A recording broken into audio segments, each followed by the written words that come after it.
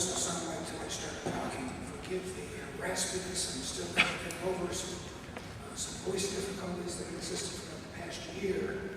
So those of you who've heard me speak before will probably say it doesn't sound like it used to sound. It's going to get better. I mean, if you tell me it's going to get better.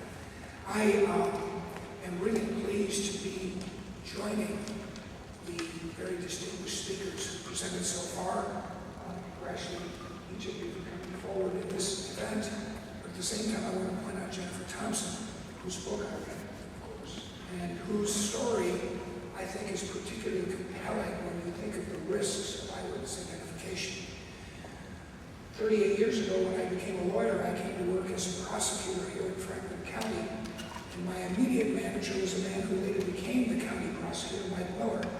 One of the earliest lessons he taught me was that the most unreliable form of evidence will be eyewitness identification. You just can't trust it. Since that time in my professional work, including my work as State Attorney General, I really came to believe more and more, listening to experts, that the mind isn't as good as we think it is. And the memory is really not what we think it is at all. And it is still not very reliable evidence. 29 years ago, in this building next door, I voted as part of a small subcommittee of the Judiciary Committee. It was my first year of the state legislature. And thereafter, on the floor of the House of Representatives, in favor of capital punishment. I supported capital punishment, and I still do.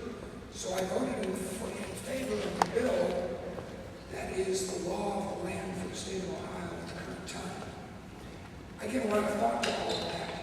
And I came to believe that it was the right course, and I still, as I say, believe that is the right course. I was one of the very few on the subcommittee that became the swing to actually create Ohio's death penalty law, which I still support, as I say. But the one point I made in committee in those days, and on the floor of the House in those days, a long time ago, and more recently in my service as Attorney General, is Ohio can never make a mistake. We have to be absolutely certain, because there's no going back once the punishment occurs.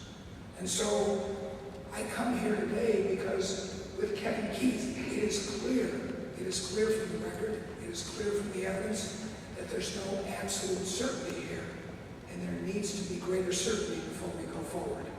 I've corresponded with the governor accordingly. He's heard from me previously on other matters, but I will tell you that having monitored 19 executions during my time as State Attorney General, on only one occasion did I have a comparable concern. It involved a man by the name of John Spurgo. He would have been the first person that we would have executed that had been convicted solely on evidence that wasn't as conclusive as it should be. In fact, it was circumstantial evidence only, no corroboration. I felt really concerned, and the only step I could take as Attorney General is requesting a reprieve from the governor, which he granted. I think I asked for 7 or 8 more after that in 2005 and 2006.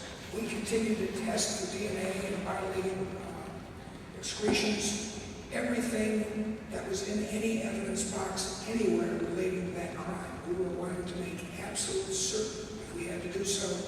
And as you may recall, ultimately Governor Strickland granted a commutation from the death penalty to life imprisonment on parole. So John Spurgo remains in prison, but he will not be executed.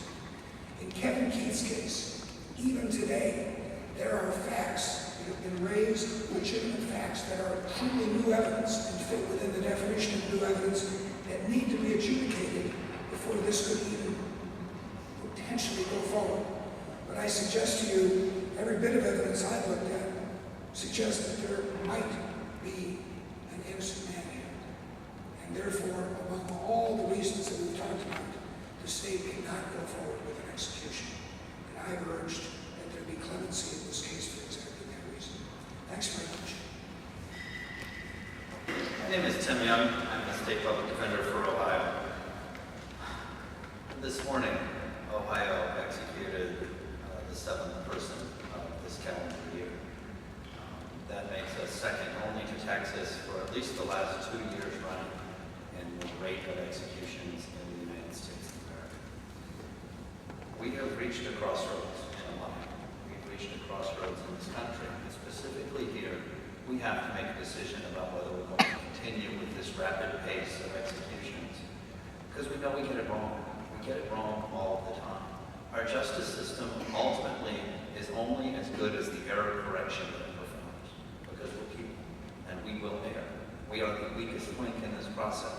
It's not the rules, it's not the courtroom, it is the people, the witnesses, the prosecutors, the defense lawyers. We will fail. We will get these cases wrong. We know that. We know it absolutely. Ask Ray Tower, 29 years in prison. Ask Mr. McClendon, it was 17 years in prison, sitting here before you. Joseph Fears, 25 years in prison. All absolutely innocent. All of them took an extraordinarily long amount of time to get to that ultimate day of error correction, to fix the injustice, injustice that had occurred. But we also are trying to balance these cases with this public outcry. Why do they take so long, these death penalty cases? Why is it 20 years before somebody's executed? Think about what would have happened to Mr. McClendon or Mr. Tower or Mr. Fears if we had rushed through their cases. We would be standing here trying to apologize to families for executing innocent men. And the functional problem is what we have created is a system that has largely put form over substance. We have spent years asking the courts to take a look at this case. No court has looked at the totality of evidence in this case. No jury has ever heard the totality of evidence in Kevin Keith's case. What they have heard are reasons why they should not be allowed to hear the new evidence, why we are procedurally barred from bringing new evidence, why we have defaulted on that argument, why we can't present the case. And so ultimately we are left with a process where we stand before you the day before a clemency hearing, asking you to support us in trying to free an innocent man. We asking the governor to do what the courts have not done, to do what the courts have found themselves incapable of doing, which is giving Kevin Keith a fair day. Recently, the United States Supreme Court, in a dissent by two of its more conservative justices, said that the United States Supreme Court has never held that the Constitution forbids the execution of a person who can later prove their actual innocence. Well, it should. It certainly should. Actual innocence must always be heard, must always be addressed. Kevin Keith is actually innocent, and we must do something about it. Thank you very much. I believe Ms. Elkins wanted to say a few words. Are we moving on? I'm sorry.